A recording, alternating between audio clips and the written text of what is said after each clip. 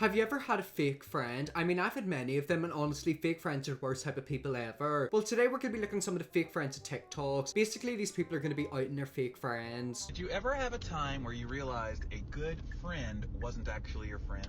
So I had a friend from the time I was 4 years old until I was 14. She was my best friend. I moved a number of times, and her and I stayed friends forever. It was like great. I thought that we were going to grow old together and have kids together that like we're the same age and like have the little house next to each other. See that right there? That stings. Like whenever you've got a really close friends who you've literally been friends with forever and you think you're going to be in each other's lives forever and you lose them, like it is the worst feeling ever. That's basically me for all my friends. Like I'm not friends with anyone now who I used to be whenever I was younger. I'm not friends with any of my childhood friends, any of my school friends. I literally have one friend who lives in London. Like that's all the friends I've got. But when I was 14, I came out as lesbian. Okay, so I think I know where this is going to go. Basically, she's come out, the friend is probably religious, and because of her religion, she's going to cut this friend off. She was the first person I told because I had no idea what being lesbian would mean. I had no idea what it would be like, and I didn't know how to deal with it. And her response was to air my dirty laundry to her family so they can call and harass me. Ew. And then tell me that she couldn't be my friend until I stopped being lesbian. Yuck.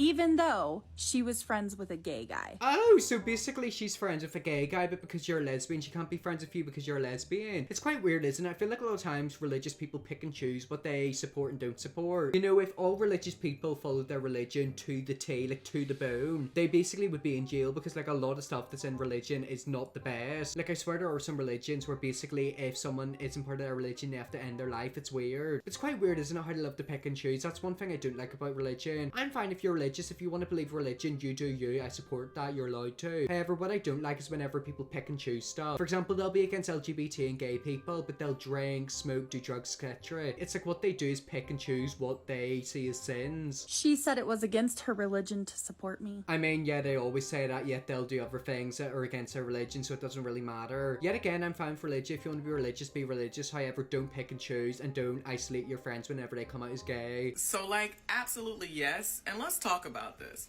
This is the main reason why I moved out of, like, Charleston, South Carolina 5 years ago.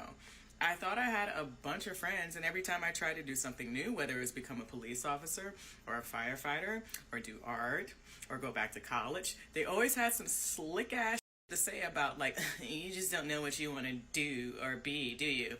And I'm like, no, I know everything I want to be. That's why I keep trying it. Like, I'm just creative. I'm just being myself. I'm just expressing who I am. I'm just curious and I go for it. I don't know why, like, someone's curiosity or individuality is such a threat to you. How long there's a part two? I moved to Houston thinking that would be a lot better. It's not. These people out here are just equally as insecure and hurt as the next mother.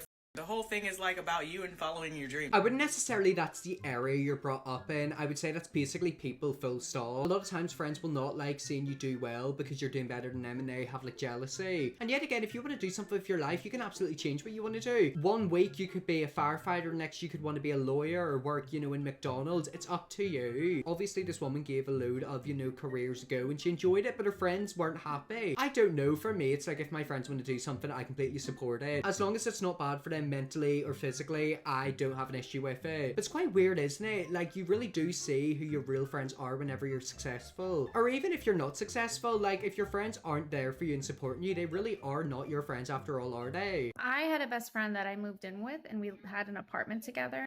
I was doing a lot of gigs, and I was traveling a bunch at that time. I had a little dog that was a couple years old, and I was going to be gone out of the city, and I asked if she could just watch my dog until the next morning. She agreed, and I came back the next morning, and my dog was in her kennel crying, and I went over there to go see what was up. And she had a hair tie wrapped very tightly around her nose to where her whole face was swollen, her eyes were swollen shut. It was really bad. I had to get scissors and cut it off of her face. Poor baby was traumatized. I asked my roommate, hey, you know, best friend, why'd you do that? What happened? And she said that my dog wouldn't stop crying because there was a thunderstorm outside and she was too hot to put her in the bed with her. So she stuck her in the kennel and put the hair tie on her to keep her quiet. She's an old lady now, but you can still see the scar where the hair tie was around her mouth. And her hair grew in white after that. So best friend. Yeah, F that best friend, indeed. She literally scarred that dog. I'm so sorry, what? So this woman was out doing gigs and she wanted her best friend to take care of her dog, and basically the dog was being a bit loud, so the best friend decided to put the dog in her cage and put a hair tie around her mouth. I mean, it literally scarred the dog. Yet again, this is why I would never ever trust people with like family members or like animals, because you don't know how they're going to treat the animal. Obviously that person didn't treat it well. That poor wee dog stuck in a cage with a hair tie around its mouth, it literally probably was terrified. Now I'm so sorry, I honestly hope you reported that friend to like PETA, because that person needs to be in jail immediately. This one time, I did. I broke up with my boyfriend and my best friend started hanging out with him. I asked them both, why are you guys hanging out with each other so much? They called me crazy and dramatic. And then they got married on my birthday. Yeah, that was a weird time. Yeah, that's quite weird, isn't it? I've actually heard of friends doing that. Basically, someone will break up with their boyfriend and their friend will get with them very soon after. A lot of times, a friend is actually encouraging that person to break up with the boyfriend. They're like, oh my god, Jay's so bad, you don't need him. But all along, they secretly want him. I mean, I could never understand wanting to do that. You know, my best friend has dated a few crap boys. I would never want to go near them. If anything, my friend has actually put me off boys. The boys that she's dated and been in relationships with had made me not want a boyfriend. I don't understand why you do that. Like, why would you want your best friend sloppy seconds? First of all, you're screwing their ex-boyfriend, which is yuck. And second of all, you're ruining your friendship. You're basically killing two birds with one stone. Did you ever have a time where you realized a good friend wasn't actually your friend? I have a quick story. This is random. I was just thinking about this. I had this roommate, and I'm not going to say his name, but this guy, I loved this guy. I thought he was my best friend. I thought, you know, we'd be friends till we were old. We were both musicians, had the same sense of humor, loved the same movies, all that kind of stuff. So we were roommates, and we had another roommate too. So anyways, I realized this guy had probably been plotting behind my back the entire time. I mean, this guy really took every opportunity he could to try to make me look stupid or embarrass me in front of his friends, usually women. See them friends, they are the worst types of friends where they put you down to look good in front of other people. It's just so irritating because with me, obviously, you know, I'm gay, you can tell. Sometimes whenever I was like 15, 16, I'd be out with some of my female friends and like if there was a boy around, they'd always like put me down or like take jibes at me. Basically to try to look good in front of the boy. It's quite weird. And it's like I'd sort of sit there being really awkward and kind of upset and I'd be like, why are you, you know, being mean to me just to look good in front of a boy? Or something else that would happen in school if I was with like groups of people, like groups of boys. Basically the boys would be horrible to me because they're obviously in a group, they want to look good, there's like a hierarchy in the group. But if we were one-on-one, it'd be so sweet. That's why I love being with people one-on-one, because you really get to know them and like hang out with them and, you know, actually vibe with them. But you know, if people are in like group environments, they really do change, because obviously there's people who are up at the top of the group and then down at the bottom, and usually the people who are down at the bottom like put other people down because they want to slowly move up and look good for like the people up at the top of the group. That was basically a big long ramble, but yeah, sometimes friends will put you down to look good to other friends or boys. It's really weird, isn't it? He would mask very things he'd say as jokes, and then one day he made some snide remark. I don't know what I was doing, something creative. Let's say I was gonna make a painting or something, and he kind of like in a very dickish way was just like, oh, well, you can't decide what you want to be anyway, because I do a lot of things. What energy, you know? How limiting. I'm the kind of friend I want to see my friends be successful and happy. Full stop.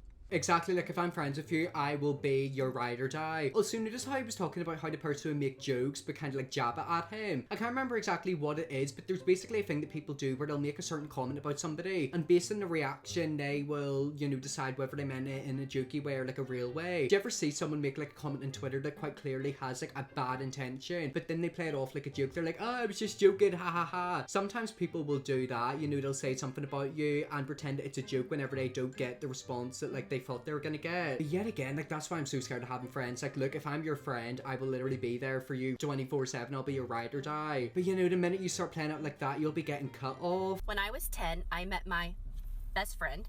I moved from the country to the city, and we lived 2 doors down from each other, and so it was more convenience that we became friends. And then we hung out together throughout all of our teenage years and all of that. She was always the pretty friend, and I was the chubby sidekick. When I turned 18, I got a small trust that was left to me because my father died when I was an infant.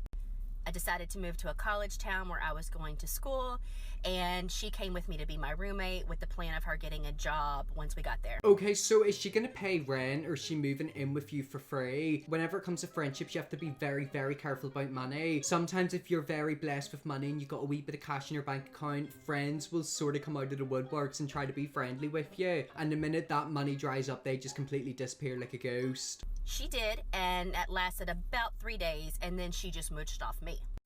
So one day I came home from class with a fast food burger for lunch, thinking she would not even be there because she'd been over at her boyfriend's house for like 3 straight days, and she got mad at me for not bringing her lunch.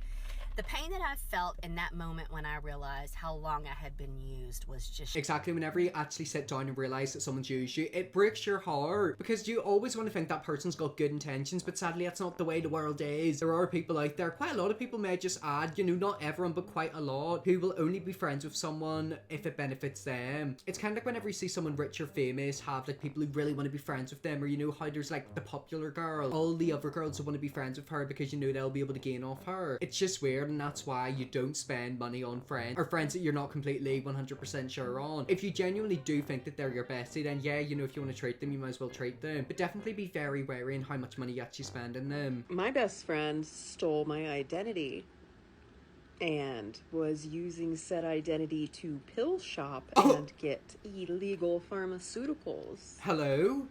She has also violated parole multiple times and is yet still out and amongst our community. Even though I did not do this, I was basically blacklisted and had to bring around documentation with me that not only was she doing this, but she was also convicted of this. Oh. Because it wasn't just me that she was doing it to. Careful out there, folks. This basically is an NCIS episode. Like, this is actually the worst type of friend ever. So your friend stole your identity and literally like committed crimes with your identity, pretended to be you. Where are you finding these friends? Because I need to know where not to look to find these people. All right, so I can't resist when it comes to coming across videos like this. So I've always kept my circle really small, and I had one best friend, and she was my best friend for 15 years. I liked her so much I hooked her up with my brother. But then she dated my other brother. Oh. Now, I let that go, and then my abusive ex-boyfriend cheated on me with her. Oh. I'm not really happy about that.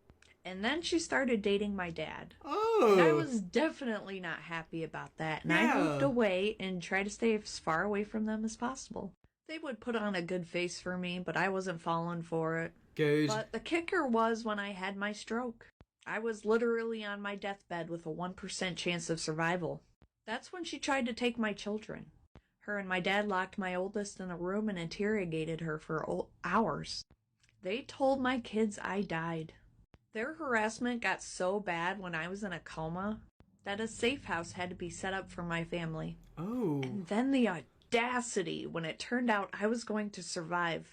I stood up and cut my dad out of my life and my children's life. Good. She had the nerve to say I was unreasonable. How dare I get mad at my father? How dare I get mad at her? How dare I get mad at them for them trying to take everything from me? And how dare I refuse to find forgiveness in my heart?